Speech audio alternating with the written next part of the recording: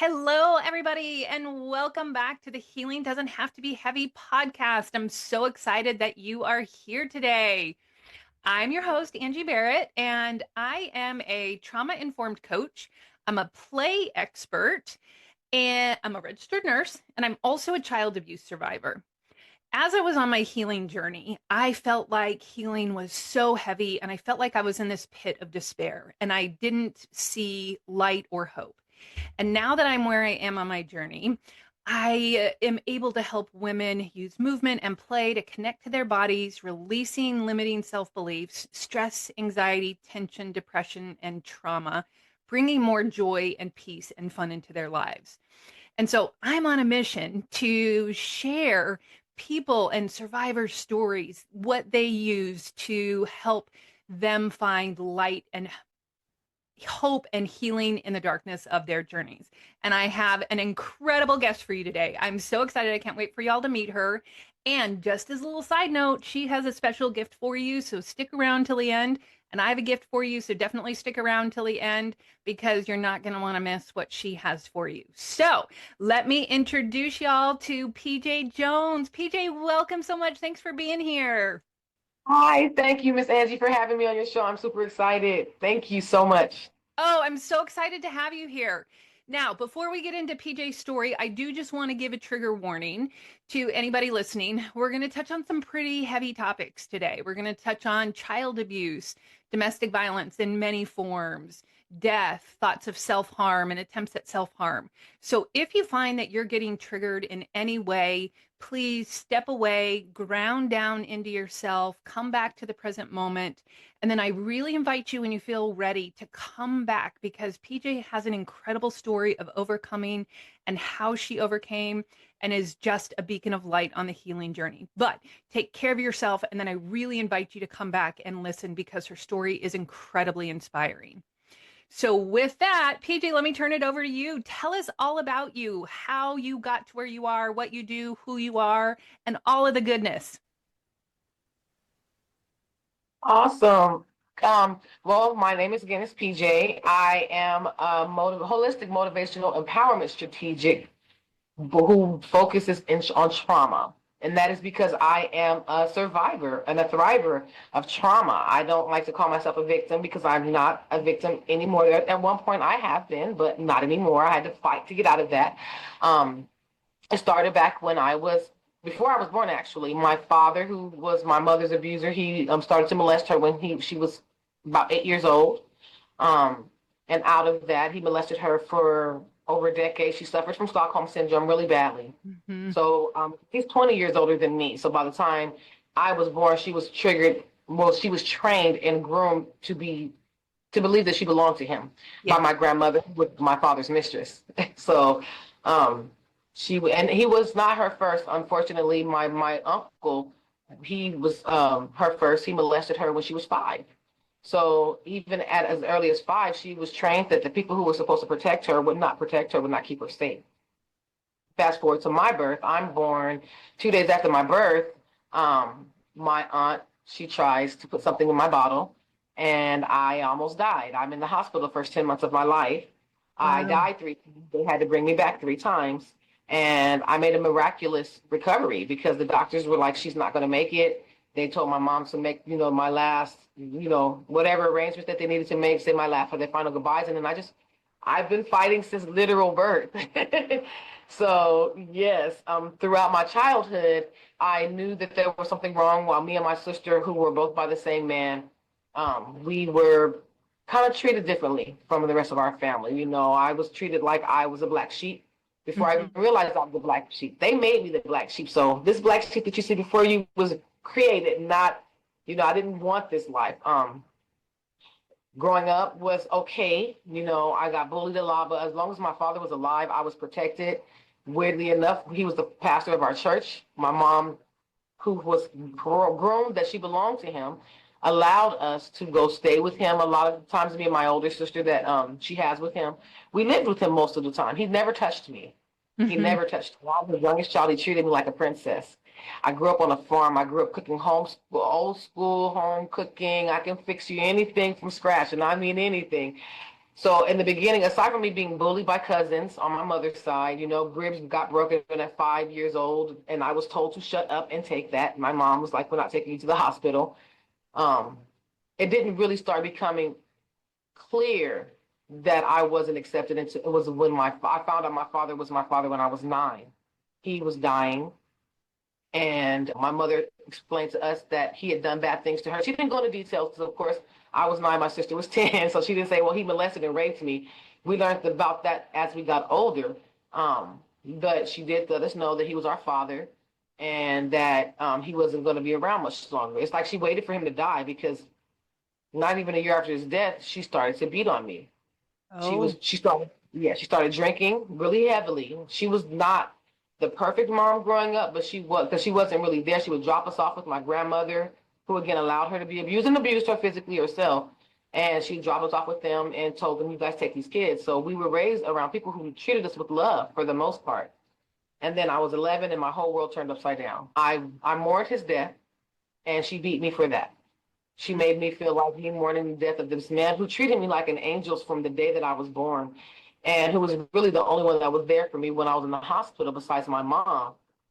She made me feel like I had no right to mourn that he was gone. I mean, he was in his 70s. He was born in 1913, so he's wow. pretty old. Yeah.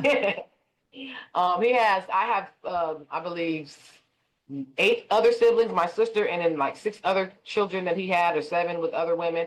And I am the youngest. So I have a brother who's like in his 90s who's passed away, But yeah, and then one is almost 90 who's still alive. A sister's in her who's 70. So I was treated like the baby, and I was everything.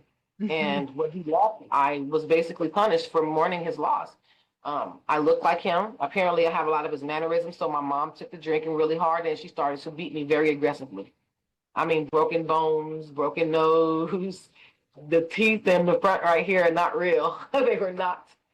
So, Yeah. like all this before I was 14.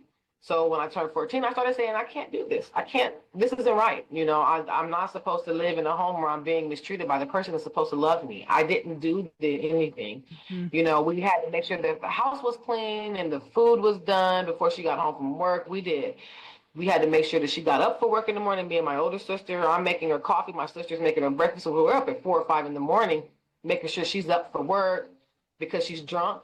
So, and she's a bus driver. So we had to make sure that she was sober enough to Yeah. get on the bus to drop the bus. So we're doing this, and then we're going to school. I'm a decent student. I'm in ROTC. I'm in band. I'm on honor roll.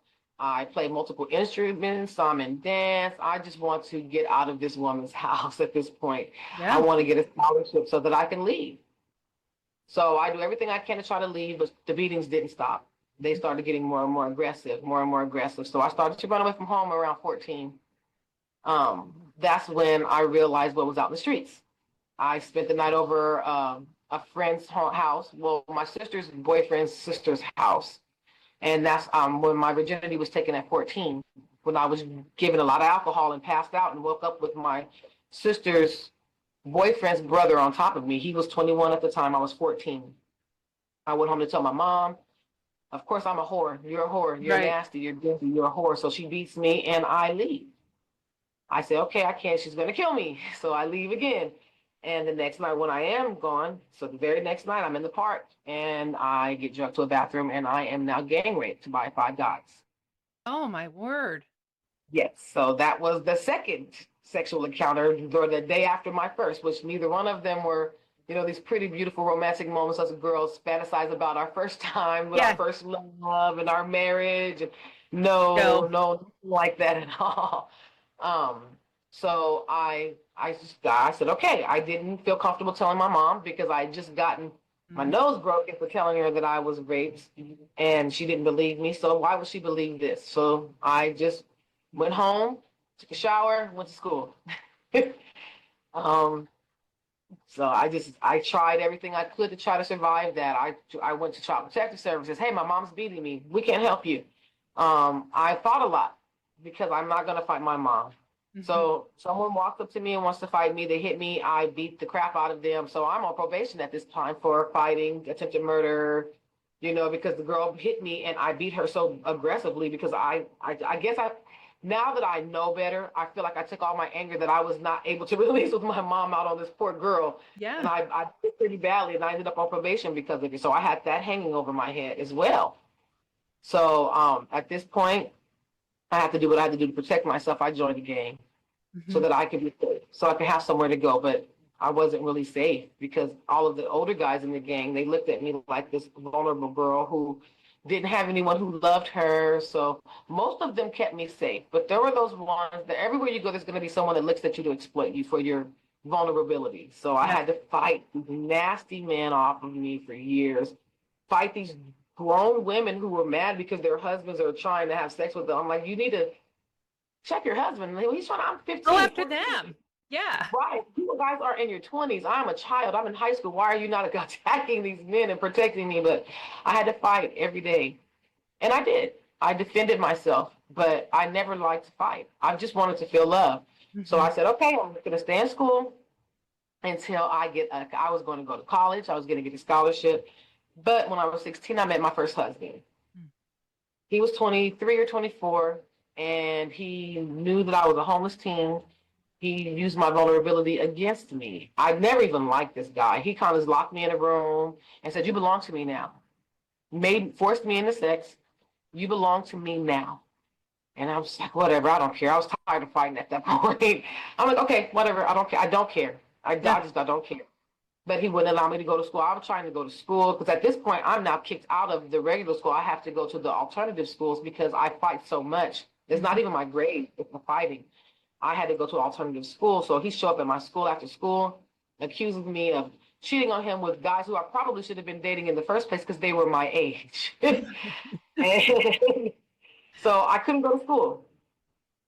For years on years, he trapped me. He started to beat me. He tried to traffic me, but it was one of the guys who he tried to sell me to knew me from when I was in the gang and actually from when I grew up. And he was like, basically, dude, if you try to do this with her, we're gonna do something to you. So he never ever was able to do that. But I had to start selling drugs. I had to do something because he didn't have any income. I'm on the streets. I'm struggling, so I'm selling drugs to just eat. And he's taking the money. At the time, I didn't know. He's out doing drugs with the money that I'm selling drugs to make money for us to eat with. I was Right. like, oh. So it's just like I couldn't catch a break, but I still never gave up. I thought he got me pregnant. I was like, oh God.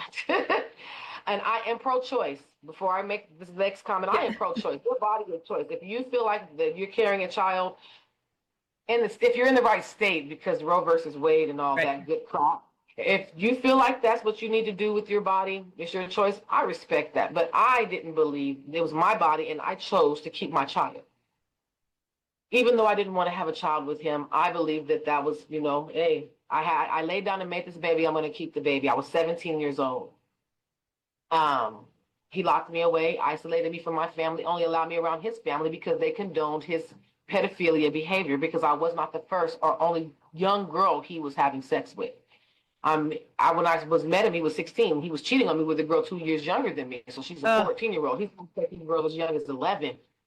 Yes, he was not a nice guy. He was really disgusting. And he would lock me away. I couldn't see my family. I couldn't see my sister. I have two sisters, but I only have one. I have four sisters total. Out of all my siblings, the one that I have the most bonded with is the one I share with my mom. We have the same mom, same dad. All of my other siblings are half siblings, and unfortunately, we're not as close as my sister with my dad. And I couldn't talk to her because she would try to fight him. She's like, "No, you're not going to do this to my. I'm younger than her. You're not going to do this." So he kept me from her. And for years, he just tortured me, sodomized me, raped me, slit my throat, kidnap my kids. If I tried to leave him, he would kidnap my kids. He tried to kill me and my children when my daughter was not even two. He poured pine salt in our food. I had just finished making dinner. I catched him. I caught him pouring pine salt. I mixed pine salt and bleach together. I was crazy. I didn't care. I know that's not. Don't do that, you guys. But he poured it in the dinner that I just made. I told you I make everything homemade from scratch. yeah. So I make Yeah. this big giant pot of stew, lima bean and neck bone stew. And he pours bleach in it. You guys get ready. I'm making your plates. I'm like, you're gonna feed that to. I caught him. I'm like, you're trying to feed that to my kids, and he was trying to kill us. So he dumps this pot on my head. That's the first time I tried to leave. Boiling food. I'm like, burnt. I tried to leave. I went to my mom for help, and she told him where to find me. Oh my gosh. Oh my goodness.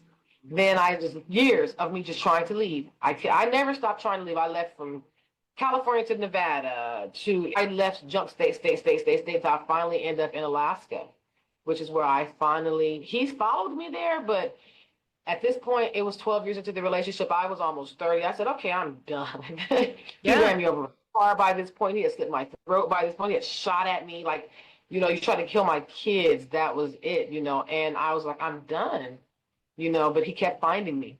So when I moved to Alaska, I found out that he was on parole and he wasn't supposed to leave the state of California. So I kind of hooked up with a parole officer and was like, hey, he's out here with me. We're married at this point. But I didn't care. I'm like, I'll work with you. Tell me what you need. Tell me how you want me to do it. I'll do whatever you can. Just get this man away from me, please. Yeah. So I got him back. So he got sent back to California. And I was free of trauma physically, finally, for the first time in my life ever. Ever. But I did not have a support system. No one. Not one friend who could tell me, you need therapy. You need to see a life coach, a therapist, a priest, a preacher, a Buddhist, or what is it, a rabbi, somebody. You need to get help. No, instead they're deciding, let's go get her drunk. Let's go, you have a job. You won't beat your kid. You take care of your kids. So, you're going out on the weekends. It's not going to bother you anything. Yeah, and they say to get over a man, you got to get under another one or a woman or a couple of women and a couple of men. Do what you got to do. So they're teaching me all of these negative coping skills to try to get over the trauma that I've gone through. Not knowing that I'm putting myself in even more trauma because Yeah. now I'm stalking me. I'm being very sexually promiscuous, but I'm being unsafe about it.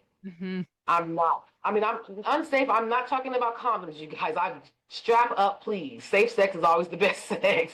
But I mean, I'm not fine. I don't know some of these people that I'm having sex with. I don't know if they're going to kill me. I don't know Hmm. who they are, what they're going to do to me. And I'm just, because I don't respect my body, I didn't respect the what I was doing to myself. So for years, I'm just out here having reckless sex, partying. But Monday through Friday, I'm at home with my children. I'm at work every day. I take my kids shopping. I'm taking my kids on vacations. I'm like, I'm going to be the best mother possible. I'm here when you need me, but when Friday night, when the lights go out and you guys are asleep, it's all me time. Yeah. And I feel I'm doing fine. I'm not hurting my children. They're happy. They're loved. They're super duper spoiled. I wanted to pay them back for all the years they had to watch me be abused by my ex-husband. Well, they watched this. My older son, the reason why I finally said no more was because I found that he was now starting to abuse my son. I said, oh no, you're going to jail. I can't do this. I'm going to do whatever I can to get away from you. You're not going to beat my children like my mother beat me. So I felt like I did the best thing for them, but it really wasn't. And years go by. I said, I can go to, because I had to sneak to get my GED. I was 23. I went behind his back, got my GED, tried to enroll in college, but he prevented me from enrolling in college. I had to drop out. I went to 2 classes. He found it out, and that was it. No more school. So years down the line, I go to online college. I'm like, yay. Yeah. Online college was like a godsend to me because I've never given up on getting a degree. So I just picked the first degree. I want that one. I'll take it. Whatever. Criminal justice with the concentration in human services. I can learn psychology. I can learn the law. I can learn all the things that I need to learn. It was perfect. So I started going to college online. And I'm like, okay, let me slow down. Let me stop partying so much. Um, and let me just focus on my children in school. So that's what I started to do. When I finally started slowing down, things are looking better. Because I moved back to California because I was tricked into moving back to California. Um, let's go back to Alaska. I'm not doing this. My ex-husband was just still super crazy. But at this point, I'm like, I will fight you back. I Yeah. don't love you. I never loved you. It was called Stockholm Syndrome, sir. I suffered from it myself for a small time. Now I don't. So he put me in jail because I bust his eye. I'm like, you're not gonna fight me anymore. Don't fight. That's the don't disclosure. Don't fight if you can avoid. But I mean, I had to do. He throwing tears at me, and I had to do something. So, um, and I mean, but because of his case, they looked at, they like, no, we're dropping this. They let me go because I called the police on him so much. They Yeah. were like, no. But fast forward, I go back to Alaska. I start going. I'm still in school online. I meet my current husband, we're dating, things are slowing down, and we go to his hometown to visit his daughter. And while we're there, my 19-year-old son, who had moved out of the house at this point, he stayed. We offered him to come, but he's like, no, I'll stay here, with my fiance. That's fine. And he gets shot. And they call at 1 in the morning, like, hey, your son's been shot by his fiance's mom calls me. And because we were close, so, like we were all close. I love this fiance. We were all close. So she calls me and tells me, she's like, I'm on my way to the hospital now. He was shot in the head. There was nothing the doctors could do. And I had to tell them to, I'm not going to have my son sitting on life support for 10 years because I'm too selfish to let him be at peace. I have a nephew who was told the same thing. She did not remove him from life support, and now he is not the person he was. He cannot walk, he cannot talk, he's bedridden, he cannot do anything, and I'm not even sure he knows who he is at this point. I was never going to do my child, and he actually, funny, asked me if I ever get like that, and you have a choice to make, let me go.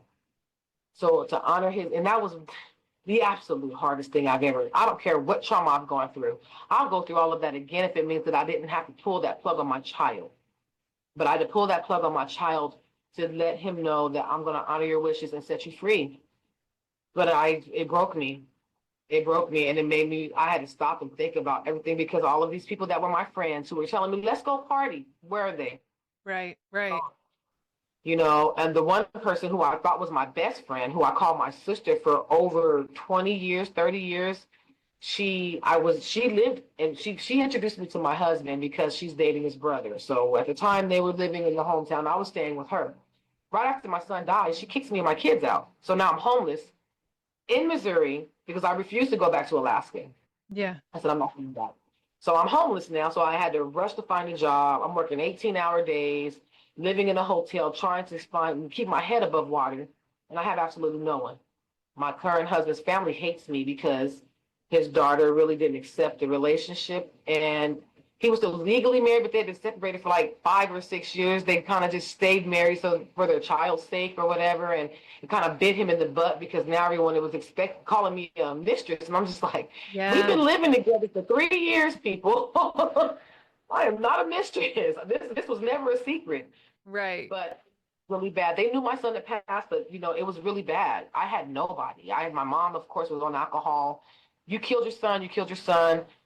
Their biological father stole the money that I was supposed to bury him with and went off and just, I don't even know why it was given to him, but it was. Well, it's because he was his biological father and he's on a birth certificate, and they gave him the funds, and he spent every penny. So I never even had a funeral for my son. Nothing. It was just fine. I'm like, you know what? I don't care. I had him cremated. He's right here with me everywhere I go. His body, not his. I mean, he's here with me as well, but he's not. But I have him with me. So I was like, you keep the money. I have the best part of it. I have my child. So keep the money. And but I realized at that point I needed to make some changes in my life. I obviously felt like I'm not healing. All this trauma is still happening. What am I doing wrong? So I dropped out of college because I couldn't deal with I'm working 18-hour days. I have an entire family, actually 2 families, because I have my current husband's family and his ex-wife's family, both attacking me and my children, my minor children who are trying to mourn the loss of their brother as well. And it's like, what the hell? Yeah. So I get my son's death certificate in the mail, and I'm in my car screaming at the top of my lungs because I don't have anybody. And I said, I need to change. Something has to give. I either have to get myself together or I have to give my kids to someone who can mentally be able to take care of them because, I was done. So I made that choice. Okay, I'm just going to cut all these people who no longer serve my better interests off. I'm going to start all over again. So I started from complete scratch. I'm homeless in a city where I know no one. The one person that I did know, again, kicked me to the curb a week after my son passed, who was around from literally the day he was born almost. And they called her auntie. It's just like, okay. So I kind of licked my wounds and made that decision to stop tearing myself up and start to heal. So it didn't happen overnight. Like you said in the earlier conversations, there's nothing about this is going to be easy, but I made the decision to take this hard journey. And I said, okay, so First thing I did was I found stability. Me and my children were in a home, still in Missouri with my husband's family. They wouldn't stop. So I'm like, I have to go. So my sister, she moved to Austin and she's like, come down here with me. Hmm. Bring the kids, come down here with me. So I moved to Austin with my sister, my sister that I shared a father with. And I started over. I went back to college. I started working for the government, found my stability, started going to therapy, and that's when my journey started. Hmm. I completed my degree. Then I went back for my master's degree. COVID hits. COVID hits. I'm like, thank you. Just keep bringing it on. Just keep it bringing. But at this point, I'm more mentally aware of what's going on. I understand that I was not healing the way I was supposed to. I'm learning coping skills, even though therapy and self-talk therapy doesn't work for me. I still learned some coping mechanisms. And during that time, I also worked in mental health facilities and homeless centers. So I understood a lot about trauma. I started to train myself on trauma and the tools and techniques I needed to learn to heal from trauma, not only because I wanted to help other people, but because I needed to help myself Yeah. and my children, So I learned all these tools and I started, and it was slow. COVID came, my husband's mom got sick, and I had to leave my beautiful home in Texas to go back to Missouri to help my husband take care of his mom because she had pre-existing conditions. She was elderly. So that was when COVID was really bad. It was taking everyone. So unfortunately, a month after we left, I left everything, he left everything, and our happiness, our peace, we moved back to Missouri where his family was, and it's like, oh, I hate this place. And it all passed away right after we got there. It was like, oh my goodness. So now I'm back in a place where I hate, but I'm still working, and I finished my master's degree. So now I have both the degrees. I'm working for the government and for the state of Missouri. We have our house, our cars, everything looks good on surface. I go back to St. Louis University. I get 2 more degrees, a bachelor's and a master's in cannabis. And yeah, I Wow. love to learn. I'm a nerd. I love learning. I'm going to get my PhD. I just have to work some things out. But I educate myself. To me, that's my drug is education. I'm addicted to education.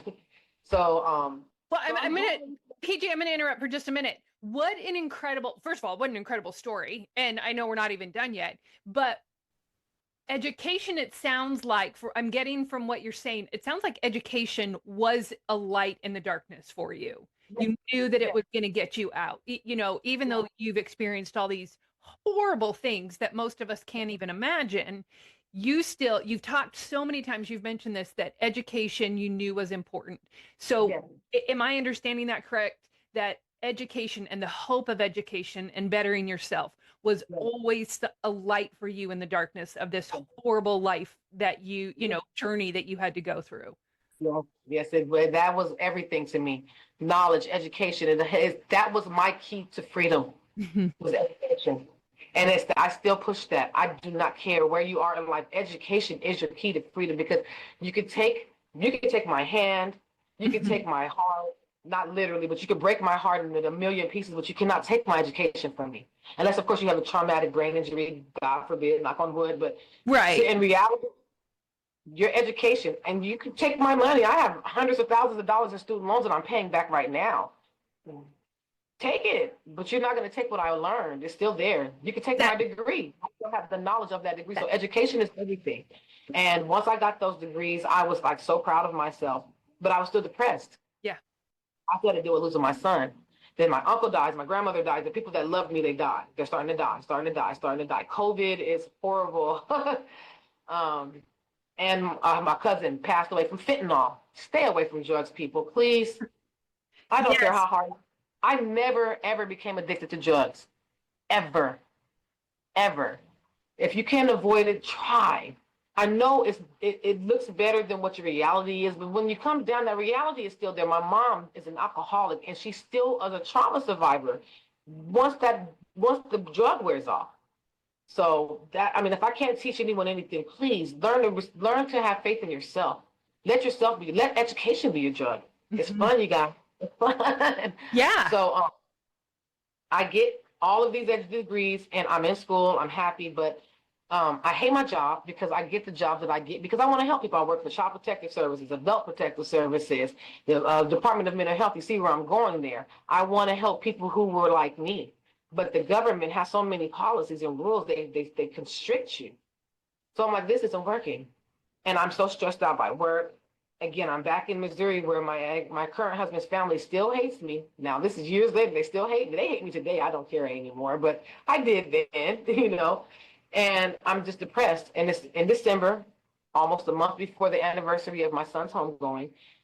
And my job is killing me. My life is horrible, but it's perfect on paper because I have everything. I'm perfectly fine. Me and my husband have good jobs. My children are adults now. They are both graduated.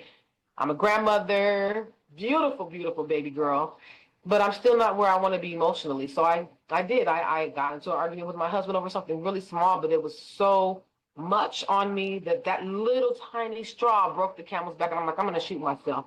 And my husband's like, what? No, wait, let's take this back Yeah. some.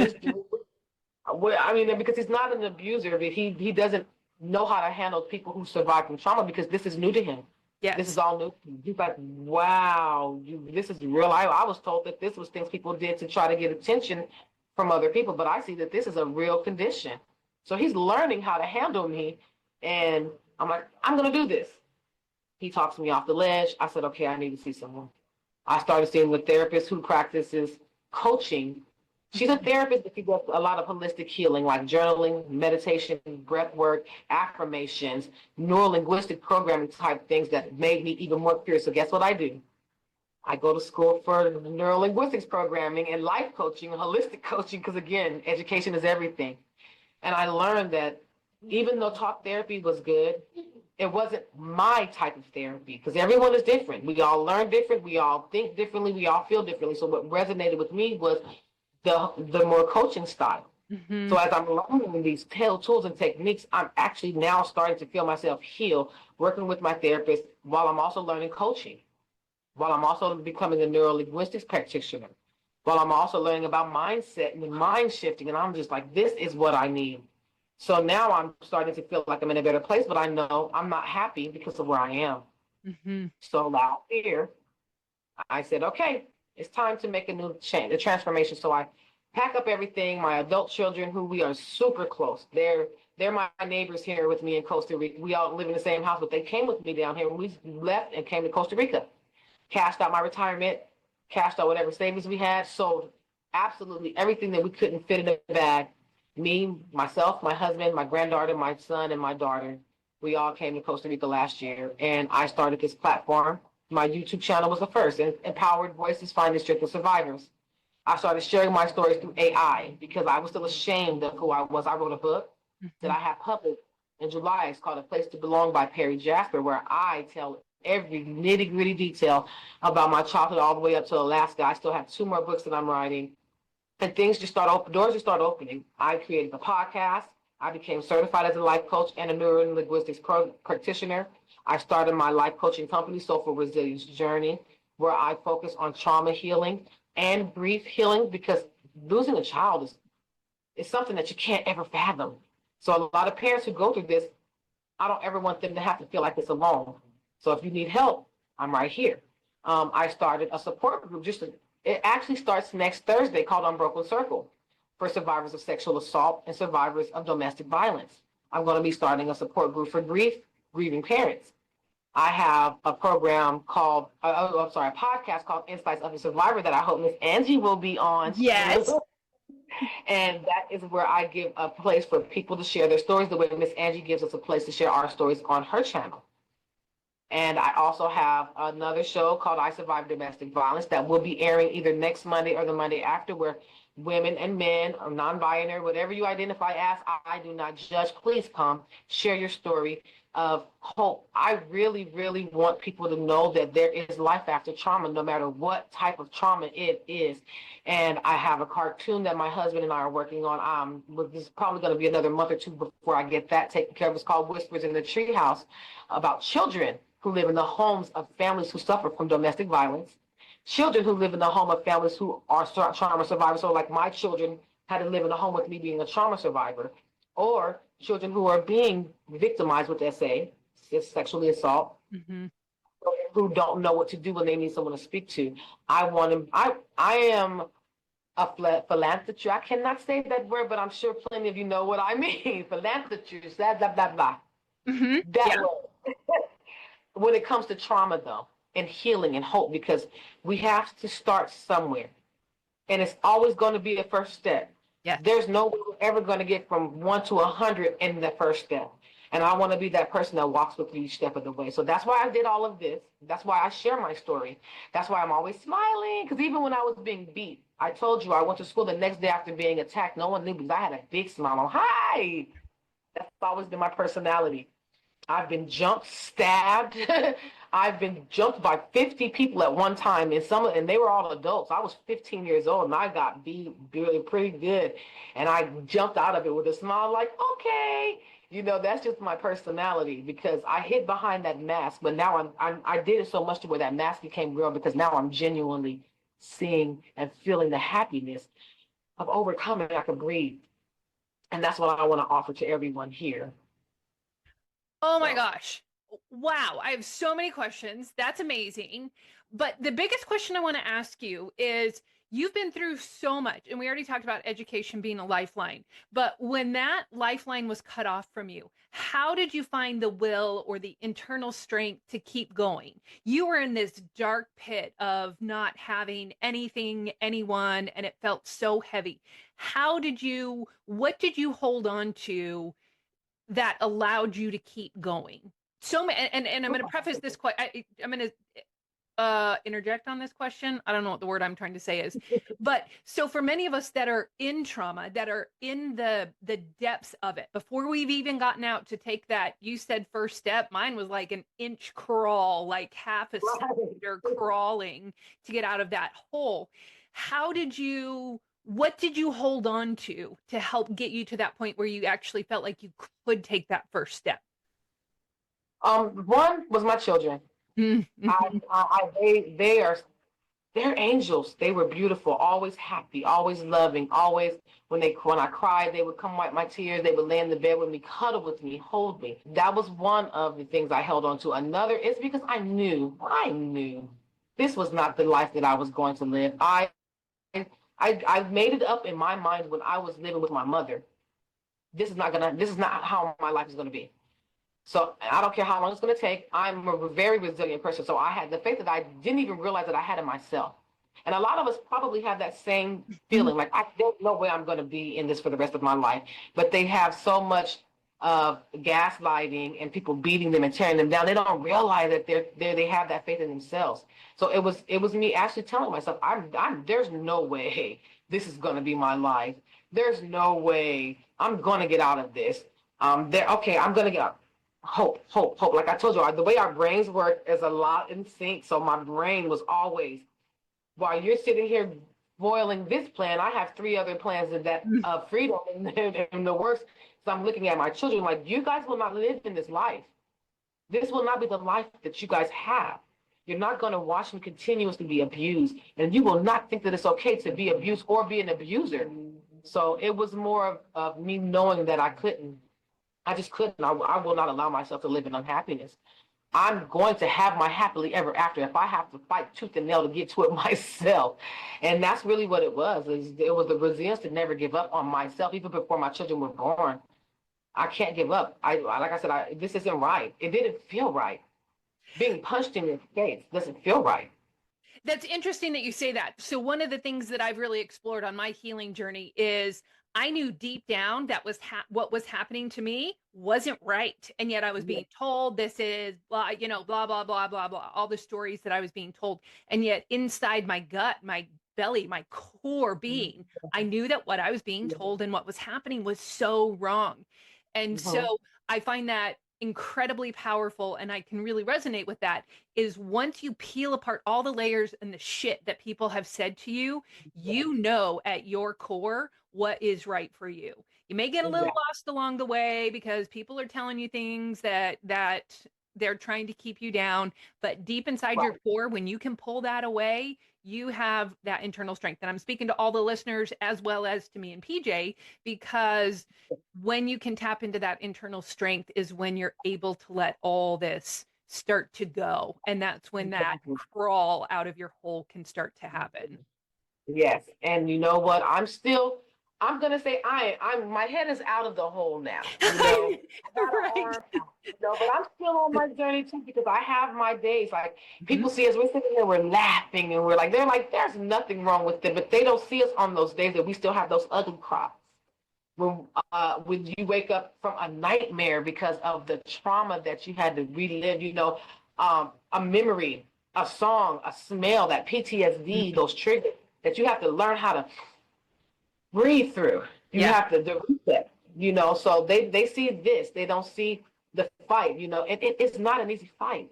No. But as much as we've gone through the trauma that we've gone through, this fight, cakewalk, we got this. You just have to believe in yourself. Yeah. I love it. That is amazing.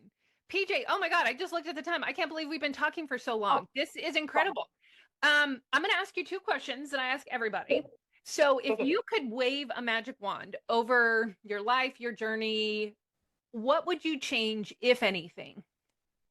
Nothing. Nothing. Hmm. I love who I am today. And unfortunately, that even includes the loss of my son because I am a believer in people are here when they are meant to be here. They go when they're meant to go. As much as it broke my heart, Yeah. he was meant to go with his time. So I would not change anything because I would not be here to help a lot of the people in this community today if I changed anything. Yeah. So I love my purpose. So no, I wouldn't change anything. I love that.